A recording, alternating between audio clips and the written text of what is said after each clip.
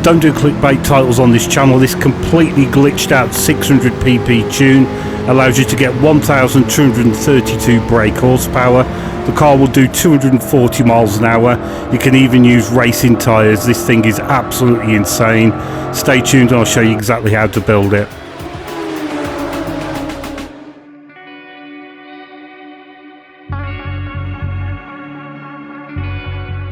Hello everybody, thanks for stopping by. Welcome back to another Gran Turismo 7 tuning video on KCR-Mark.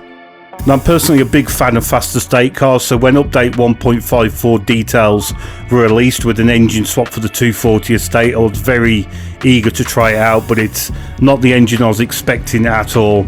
Into this car you can swap the absolutely monstrous LS7 out the BRZ drift car. Now, while on paper that sounds like a lot of fun, in reality this is an absolute headache of a car to tune. I spent countless hours on this car, but finally settled on a tune that I'm really happy with and I think you're going to enjoy. In this video we'll go through the complete build process from start to finish, and I'll show you all the glitchy madness that goes on with this build.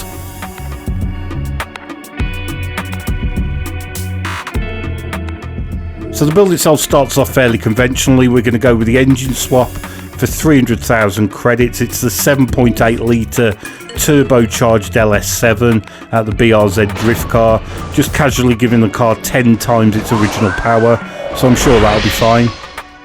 While we're in car maintenance, we're also going to install the wide body kit for 25,000 credits to give the car some much needed stability. Next we're going to head over to car customization. Choose whichever style wheel you prefer. 17-inch seems to be a good compromise for this build. We want wide width and wide offset. We want a Type B front spoiler, that gives us a bit of downforce.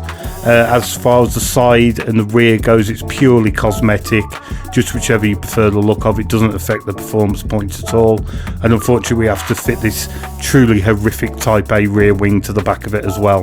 Now, I've also fitted a Type C roll cage to this car as well, but that doesn't affect the PP again, it's just more of a cosmetic thing. So all pretty run-of-the-mill tuning stuff so far. Next we're going to head on to custom parts.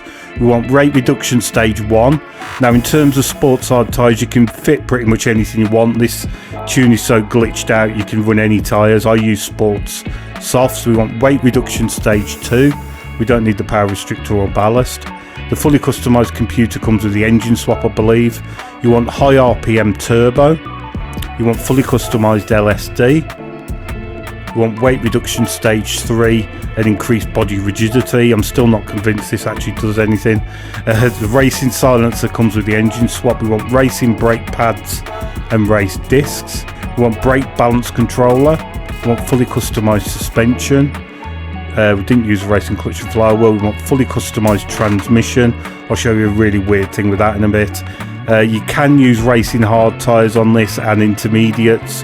The options are so varied on this build, but we'll go through that in a bit. I've also used the ultra high RPM turbo as well.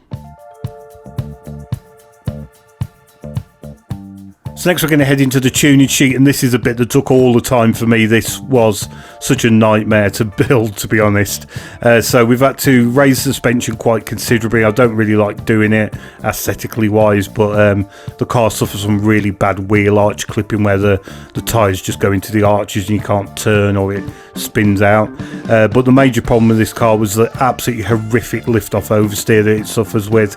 So of all the suspension settings that you see here are just to try and combat that lift-off oversteer. So we've got really high anti-roll bar, we've got the natural frequency a little bit softer on the back, we've got 0 negative camber on the back, and we've got a bit of towing as well trying to help it. We've also put the braking sensitivity up to maximum on the differential, all just to try and tame the back end under braking, because it at standard is absolutely horrendous. So with the suspension and diff all sorted out, we can get into the pure glitchiness of this mad build. So as you can see, we've got a normal transmission fitted at the minute, which is 729 performance points. Fitting a fully customised racing transmission, which in any other build that I've ever done raises the PP. In this build it lowers it by 130 points. Explain that one to me. With the magic fully customised racing transmission fitted, you just want to adjust the top speed to 380, the ratios are fine as standard. Downforce is 150 at the rear, 38 at the front. So next we're going to get into more glitchiness in this build, and while I'm doing this, just keep an eye on the performance points and the brake horsepower figures over here. So at the minute I'm on ultra high RPM turbo, 1232 brake horsepower. Put it onto a normal turbo, which is much less horsepower, 1037, and the performance points go up to 600.68. Makes perfect sense. So next we're going to bottom out the output adjustment to just 725 brake horsepower. As you can see, the performance points have gone down a tiny bit, lowering it even further to just 507 brake horsepower. Lowers it a tiny bit more. That's less than half what this car's capable of, and the performance points change about 50 points. So the upshot of that is the performance points are completely broken on this car, as we already knew. I'm not sure how they actually calculate it. It might be on torque figures, but it just doesn't work for this car. But you can basically run whatever power that you want. If you want to preserve fuel, you can use less, or if you want to go for that ridiculous top speed of 240 miles an hour, just go for the full power.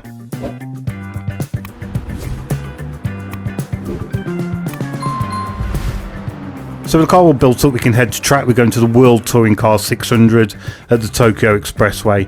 Now, as you saw, the tune was fairly flexible. You can pretty much run whatever power you want for this race, and also tyre-wise, you're fairly you got lots of different options. I'm going to run through the race that I did, which was on sports soft tyres, but you can use any of the sports tyres. You can use racing intermediates. You can use racing hard tyres. The PP on this car is so glitched out, you can get away with pretty much anything. If you are going to use racing tyres, all you need to do is just add a bit of ballast to the front of the car and it'll work just fine. So the strategy I'd recommend is traction control 4 for this car, especially the first couple of laps on the damp conditions, and I use fuel map on 6 as well, just to dull down that power a little bit. It can be a little bit sketchy on the damp track, but as you can see, even with the power reduction, this car is an absolute missile in a straight line.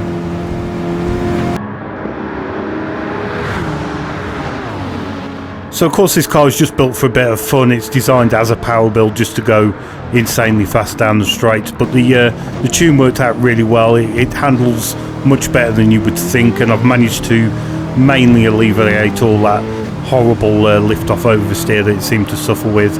On the fresh sports soft tyres, it handles surprisingly well through the infield section. Obviously you've just got to be very careful on your inputs. Just try and brake in a straight line before you get to the corners, and it's not too bad on the throttle actually. You would imagine it to be very oversteery, but it doesn't really suffer too much with the traction control on. Now, one technique I was using with this car was to use fuel map 6 on the infield section. As you can see, I'll switch it now to fuel map 1, and with this car having so much power, it's like hitting the nitrous button. It's ridiculous, but it gives you all that speed down the straight, which this car is basically built for, but it gives you the fuel economy and a bit more control on the infield section where you don't need all that power, and it really helps preserve the tyres as well. So with that technique, as you can see, we're actually flying down the end of the main straight, just getting close to 245 miles an hour before we have to brake. This car is just absolutely phenomenal. So I know the build process was fairly lengthy on this video, so I'll skip to the end of the race. This car is just an absolute animal in every sense of the word. When you get it right, it's phenomenally quick. As you can see, I've done the fastest lap as of this lap of a 1:58. I think this last lap was a 1:57, which is ridiculously fast. That's obviously without wall riding as well. So yeah, it's just a great fun car. It's just built as a bit of a laugh. It's nothing too serious. It's just great fun doing 240 miles an hour past sports cars in a Volvo estate. So a huge amount of fun and a very, very quick car. My fastest lap time is a 1:57.1, which is absolutely rapid. I think it might be the fastest car I've ever built around Tokyo Expressway. So really hope you enjoyed that one. Let me know how you get on with the tune. Like I say, it is a very flexible tune, so you can tailor it to your own needs. Let me know what you've done, and if you try the race tyres, and just really hope you enjoy that one, and thanks for stopping by, and I'll see you again soon. Cheers, bye.